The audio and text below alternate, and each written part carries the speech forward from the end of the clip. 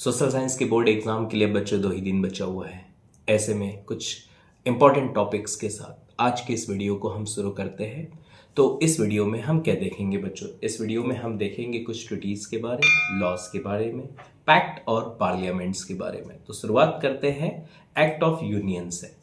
Chapter है आपका rise of nationalism in Europe. Act of union, Wales और England जो है वो दोनों मिलकर के ब्रिटेन बना चुके थे। ऐसे में ब्रिटिश पार्लियामेंट ने एक एक्ट लेकर आया जिसे कि हम एक्ट ऑफ यूनियन के नाम से जानते हैं। And this act was enacted in 1707। What was the result of this act? The result was Scotland merge with Britain and this created the great Britain of United Kingdom. अगले part की तरफ चलते हैं। अगली ट्रीटी है बच्चों हमारी the treaty of Vienna, a major European agreement after Napoleon's defeat. बच्चों, नेपोलियन हार चुके थे 1815 में और उनकी हार के बाद यूरोपियन पावर्स जैसे कि Australia, Britain, Prussia and Russia they met at Vienna and this was hosted by Austrian Chancellor Duke Metternich. And what were the objectives of this Vienna Treaty? So the first one is that restore balance of power. Before Napoleonic war, or we can say that in Napoleonic era, they changed the social and political order of the Europe. So these four dynasties met at Vienna to restore the balance after Napoleon's defeat. The second objective of this treaty was that restore monarchies like Bourbon in France. इसका दूसरा जो बड़ा उद्देश्य था, 1815 में इस Vienna treaty के बाद बुर्बो डायनेस्टी को, जो कि फ्रांस में 1789 तक रूल करती थी, उसे फिर से रिस्टोर कर दिया गया था। इस ट्रीटी का तीसरा ऑब्जेक्टिव था बच्चों टेरिटोरियल एडजस्टमेंट। फ्रांस के फर्दर एक्सपांसन को रोकने के लिए, to prevent the further expansion of the France, the small territories like Luxembourg, Belgium, these were created on the boundaries of France. And the next one is that suppress liberalism. Vienna treaty का एक और उद्देश्य था liberalism, जिसके कारण एक constitutionalism, democratic जो fundamentals होते हैं पॉलिटिक्स के, वो जब स्प्रेड ओवर होने लगे तो उसे रोकने के लिए वियना ट्रीटी में जितने भी आपके मोनार्कीज थी उन लोगों ने लिबरलिज्म को सप्रेस करने का डिसीजन लिया। आइए आगे अगले टॉपिक पर चलते हैं। And this was treaty of Constantinople. This was implemented in 1832। ये जो ट्रीटी है बच्चों 1832 में हुई थी। And what was the result of this treaty? Recognised Greek as an independent nation. इस ट्रीटी के बाद 1832 में जो ग्रीक है वो एक इंडिपेंडेंट नेशन के रूप में हमारे सामने आता है, ending its rule under Ottoman empire. 1821 में ग्रीक्स के जो लोग थे, the Greek people, they started their war of independence against Ottoman empire and the Greek war of independence ends here in 1832. This was marked the rise of nationalism in Europe. Also, this treaty was marking as the starting of nationalism in Europe. आइए बच्चों अगले topic की तरफ बढ़ते हैं। This was Frankfurt parliament. This was established in 1848, Germans first freely elected national assembly. बच्चों ये Germany की जो है फर्स्ट इंडिपेंडेंट इलेक्टेड असेंबली थी, formed by the middle class professionals इन 1848। ये जो फ्रैंकफर्ट पार्लियामेंट है इसका फाउंडेशन, इसका स्टैब्लिशमेंट जो है मिडिल क्लास के द्वारा 1848 में किया गया था। And what did they want? They wanted a unified German nation with a constitutional monarchy meeting in Saint Paul's church. Middle class का जो उद्देश्य था कॉन्स्टिट्यूशन के साथ एक ऐसी मोनार्की बनाना जो देश को संविधान के साथ में राजतंत्र के रूप में परिभाषित कर सके। And this parliament was happen in Saint Paul church. इसका जो है स्थापना है वो सेंट पॉल चर्च में की गई थी। अगले टॉपिक की तरफ बढ़ते हैं बच्चों हम लोग, द इनलैंड इमिग्रेशन एक्ट। अभी तक के जो टॉपिक्स आपने देखे ये rise of nationalism in Europe के थे। Inland immigration act the nationalism in India chapter का है एंड इट वाज इनेक्टेड इन 1859। ये जो आपका कानून है 1859 में आया था, a British colonial law that prevented plantation workers specially to visit their home और टू बैक देयर होम्स, अपने घर वापस न जाए वर्कर्स लोग, उनको रोकने के लिए 1859 में इनलैंड इमिग्रेशन एक्ट लाया गया था, specially for the workers, plantation workers of tea gardens of Assam from living their states without permission. इस कानून के अनुसार बागान में काम करने वाला, टी गार्डन में काम करने वाला कोई भी वर्कर बिना अनुमति के अपने घर नहीं जा सकता था, effectively trapping them and restricting there movement. वास्तविकता में ये ट्रीटी उन मजदूरों को बंधुआ बनाने के लिए या उनको ट्रैप करने के लिए लाई गई थी।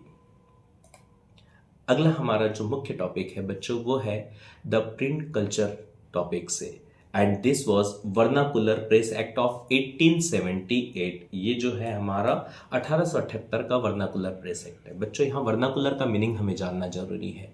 वर्नाकुलर का मीनिंग होता है the language used by the common people for common purpose. आम बोलचाल की जो भाषा होती है उसे हम वर्नाकुलर लैंग्वेज के नाम से जानते हैं। अब ये एक्ट इतना इम्पोर्टेंट क्यों था? तो भारत में 19th सेंचुरी में तेजी से नेशनलिज्म स्प्रेड हो रहा था, फैलता जा रहा था, उसका विस्तार होता जा रहा था। तो ब्रिटिशर्स ने जो वर्नाकुलर लैंग्वेज थी, जो डायलेक्ट्स थे हमारे, उसमें जो न्यूज़पेपर लोगों तक पहुंच रहे थे ताकि लोग आसानी से उन न्यूज़पेपर्स को पढ़ के समझ सके और राष्ट्रवाद की भावना का विस्तार हो, उसे रोकने के लिए vernacular press act British government लेकर आई थी। Enacted by the British government in India to control and regulate the vernacular presses. जो कॉमन लैंग्वेजेस के डायलेक्ट की जो प्रेस थी हमारी, उसको कंट्रोल करने के लिए, उसको प्रिवेंट करने के लिए एक्ट लाया गया था।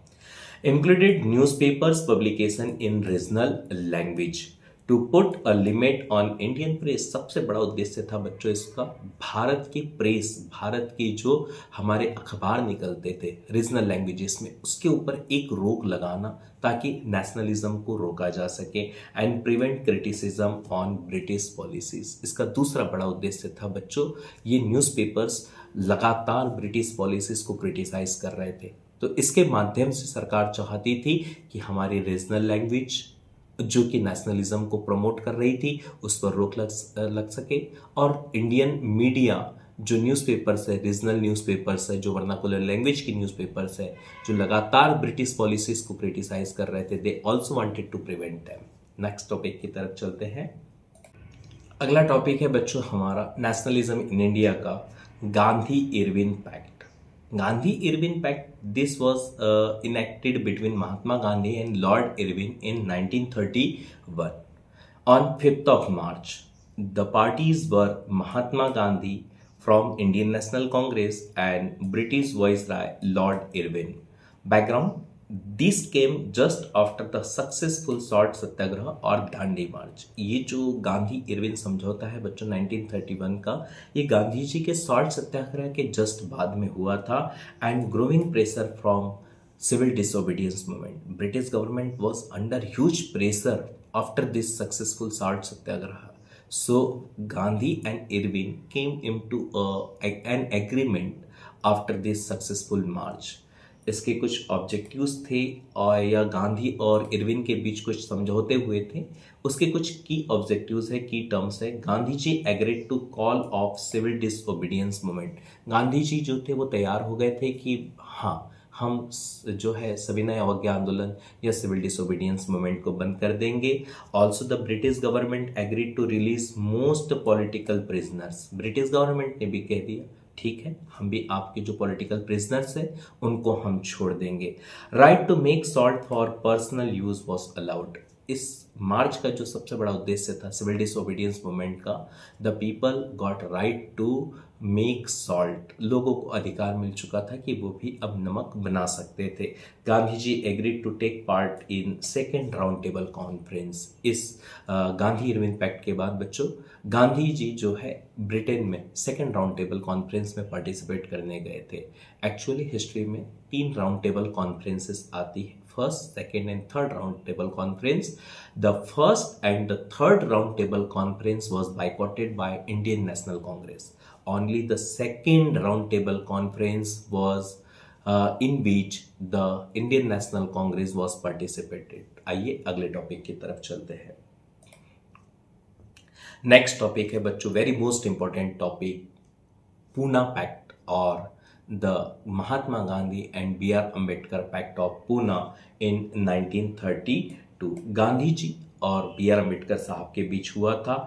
Actually, B.R. Ambedkar wanted a separate electorate for depressed classes or scheduled classes just in second round table conference. दूसरी जो राउंड टेबल कॉन्फ्रेंस थी, अंबेडकर साहब चाहते थे कि दलितों का उद्धार करने के लिए to upliftment of the Dalits और depressed classes they wanted a separate electorate. It means B R Ambedkar wanted the Dalits elected by only the Dalits.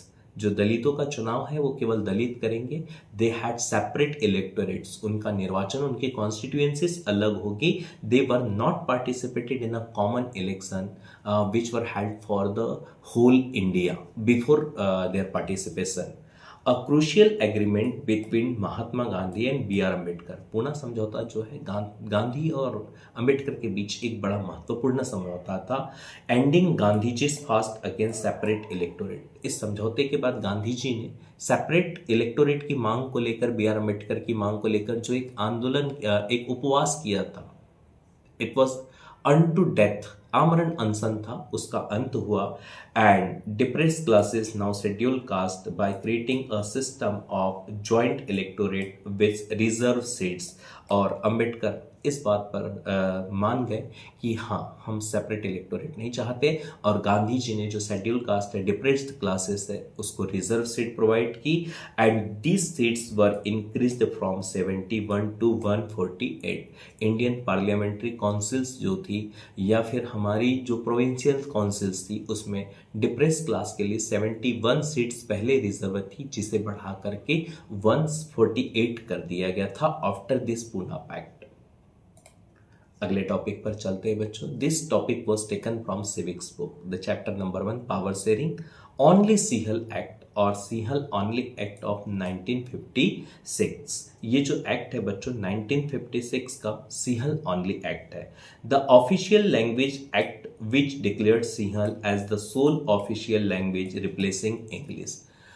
Sri Lanka, उसकी जो सरकार थी majoritarian government, it was this government replaced English and enacted Sinhala as sole language, sole official language of Sri Lanka, implemented majoritarian policies favoring Sinhala majority. And after this act, the government of Sri Lanka, they started to follow some policies and programs that only support Sinhala speakers or community, causing alienation and tension with the Tamil minority. And what was the result of this Sinhala only act?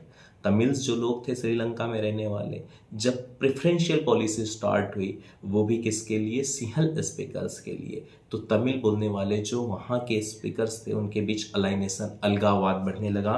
And this was resulted into conflict and also civil war. और इसका परिणाम क्या हुआ बच्चों कि अंत में ये जो अलाइनेशन था, अलगाववाद था, बड़े विवादों के साथ में एक गृह युद्ध में बदल गया।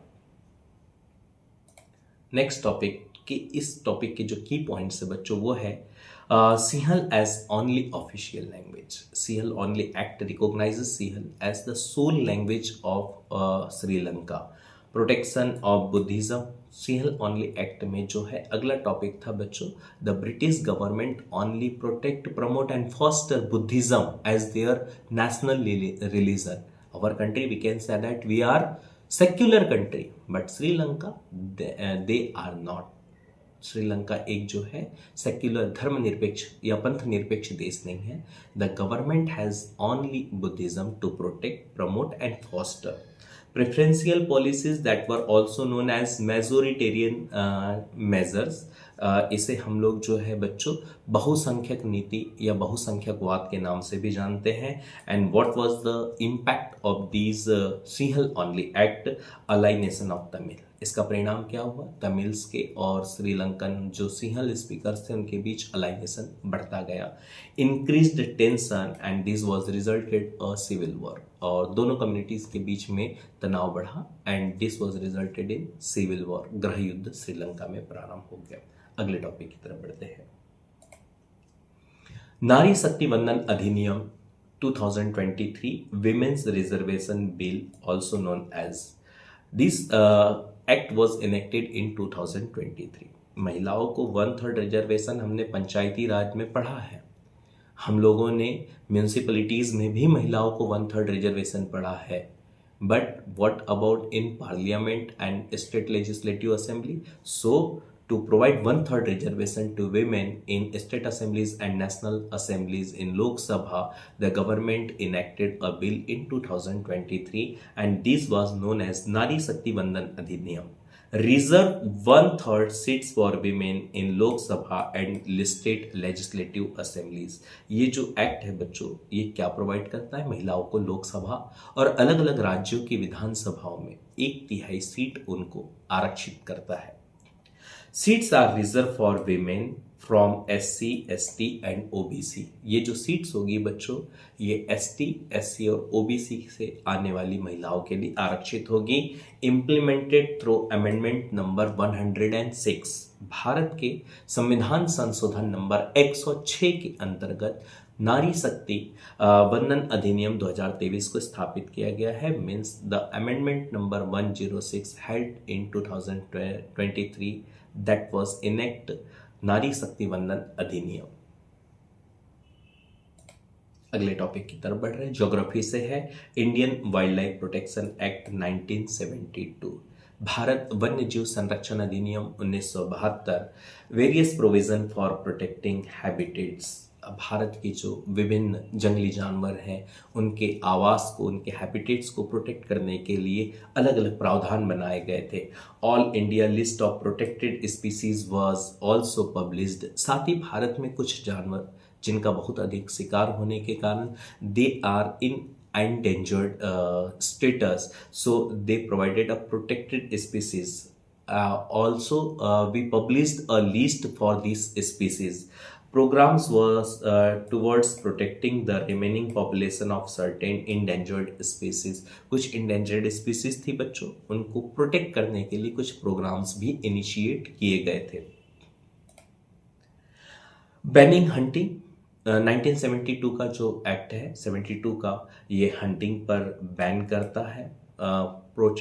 जो पोचिंग होती है, इलीगल हंटिंग होती है, उस पर रोक लगाता है। Giving legal protection to their habitats, जो स्थानीय आवास है जानवरों के, उसको स्थानीय तौर पर कानूनी मान्यताओं के साथ में, उपबंधों के साथ में लागू करता है। Restricting trade in wild life, जंगली पशुओं का व्यापार जो है उसको रोकता है। Central and mini state government establish national parks and wild life sanctuaries. अगर बच्चों आपको क्वेश्चन पूछा जाता है कि नेशनल पार्क्स और वाइल्ड लाइफ सेंचुरीज किस एक्ट के अंडर इंप्लीमेंट किए गए थे या एस्टैब्लिश किए गए थे, so the answer is Indian wild life protection act of 1972। आगे बढ़ते हैं, बहुत महत्वपूर्ण, आप लोगों ने देखा होगा कभी कभी क्या होता है, जो इलेक्टेड पार्लियामेंट जो होते हैं MPs और स्टेट लेजिस्लेटिव असेंबलीज के जो MLAs होते हैं, वो चुनाव किसी पार्टी से लड़ते हैं, जीत कर आते हैं और जीतने के बाद वो अपनी पार्टी को छोड़ करके किसी दूसरी पार्टी में चले जाते हैं। तो इन सब चीज़ों को रोकने के लिए दल बदल विरोधी कानून एंटी डिफेक्शन एक्ट 1985 में लेकर आया गया था, establish bye 52nd constitutional amendment. इसकी स्थापना बच्चों 52वें संविधान संशोधन के द्वारा की गई थी 1985 में, added 10th schedule to constitution. और एंटी डिफेक्शन एक्ट जो है उसे संविधान की 10th शेड्यूल में जगह दी गई है। जैसे आपने पढ़ा था, जो हमारी 22 लैंग्वेजेस हैं, they are the part of 8th schedule, so as the anti defection act was the part of 10th schedule. ये 10वीं अनुसूची का हिस्सा है। Aiming to curb legislators, MPs और MLAs from switching parties for personal gain, अपने व्यक्तिगत लाभ के लिए और वी कैन से दैट अपने बेनिफिट्स के लिए, अपने प्रोग्रेस के लिए जो MPs हैं, MLAs हैं, वो पार्टी को छोड़ करके, स्विच करके दूसरी पार्टी में चले जाते थे। उनको रोकने के लिए एंटी डिफेक्शन एक्ट, दल बदल विरोधी कानून 1985 में जो है 52nd कॉन्स्टिट्यूशनल अमेंडमेंट के द्वारा इनेक्ट किया गया था।